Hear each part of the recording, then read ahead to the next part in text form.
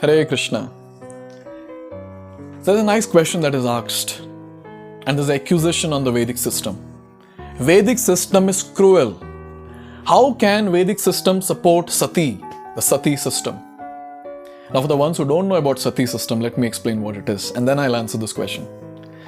So, Sati system is nothing but when the husband dies, the wife also jumps into the funeral pyre and she is burnt with the body of the husband.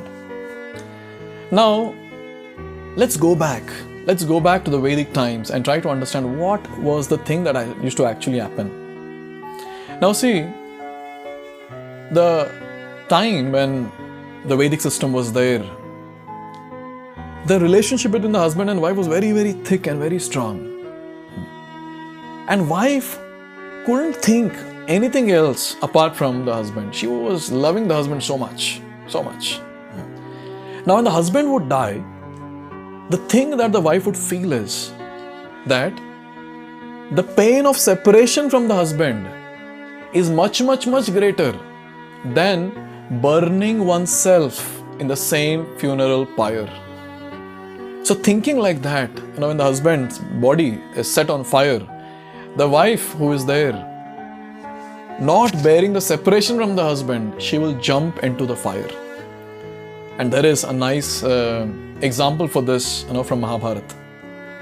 So when Pandu, the father of the Pancha Pandavas or the Pandavas, when he died, there's a long history, we'll not get into that. But when he died, so there were two wives of his, Madari and Kunti.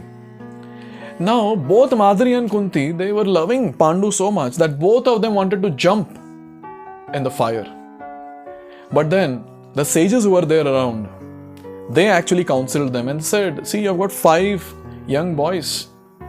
How will they be taken care if both of you die? And there was a long discussion that was there, and finally Madari was allowed and she jumped into the fire happily.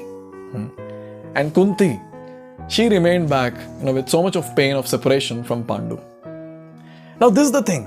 So the essence of the Sati system was that the wife would voluntarily jump into the funeral pyre, not bearing the separation from the husband. There was so much of intense love that she couldn't bear that separation, from the husband. But with time, what happened? With time, the essence was lost.